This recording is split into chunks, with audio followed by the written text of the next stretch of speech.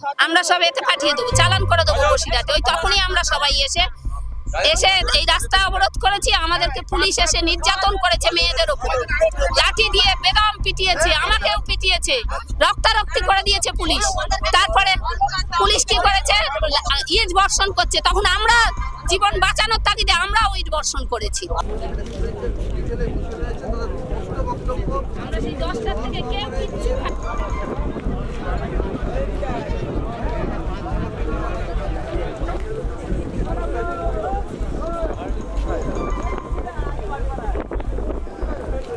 পাঁচ বিজেপি কর্মীকে গ্রেপ্তার করেছে পুলিশ।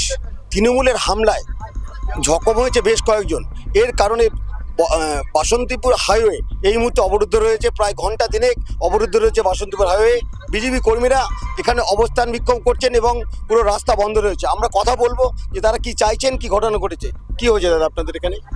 আমাদের এখানে এই যে 5টা ছেলেকে যে বিনা কারণে তুলে নিয়ে গেছে, কেন তুলে, ওদেরকে ছেড়ে দিলে আমরা অবরোধ তুলবো না, তো অবরোধ তুলবো না। কি ঘটনা ঘটেছে? আমরা তো বসেছিলাম।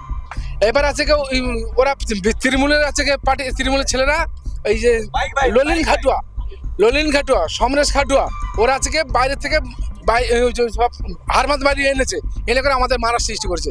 সঙ্গে সঙ্গে মারধর শুরু করেছে, আমাদের চেয়ার টেবিল নদী খালে ফেলে দিয়েছে। হ্যাঁ, ফেলে দিয়ে আবার গুলি করেছে। আবার পুলিশ, হ্যাঁ জখম তো হয়েছে, হাসপাতালে ভর্তি ছিল, এখানে নিয়ে এসে মাথা ফেটে গেছে, হাত ভেঙে গেছে। আবার আছে পুলিশ বলছে কি আমরা দেখছি, এই মমতার পাঁচাটা পুলিশ বলছে আমরা দেখছি।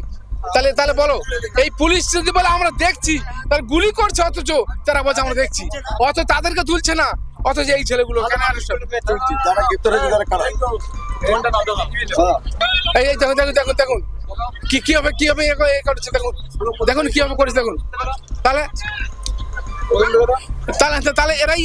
এরা কোনো অপরাধী নয়, ওরা এনে করে মেরেছে, ওরা বাইরে থেকে লোক এনে মেরেছে, অথচ তাদের কিচ্ছু হয়নি। আমি ভালো, আমাদেরকে কেন আগে অ্যারেস্ট করবে বলো, আমাদের কেন অ্যারেস্ট করলো?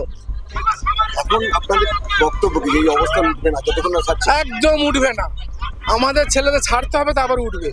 আমাদেরও তো বাঁচতে হবে,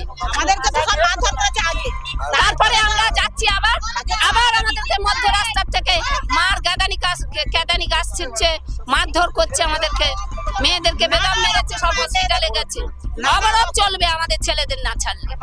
আমরা অবরোধ, আবার পুলিশ এখন হুমকি দিচ্ছে 6টার পরে লাঠি চার্জ করে বাড়ি আমি দাঁড়িয়ে আছি, আমাকে বলছে মুখ চেনা আছে, বাড়ি গিয়ে টেনে বার করে মার। শান্তি শৃঙ্খলা করে যেটা সান্ত্বনা হয় না করে পুলিশ কি করে না, আরো বলে মারবে, আমাদেরকে বাড়ি পাঠিয়ে দিয়েছে, বাড়ি দিচ্ছে, কাঁদানে গ্যাস দিচ্ছে, আমাদেরকে টর্চার করতেছে। কেন, কিসের জন্য?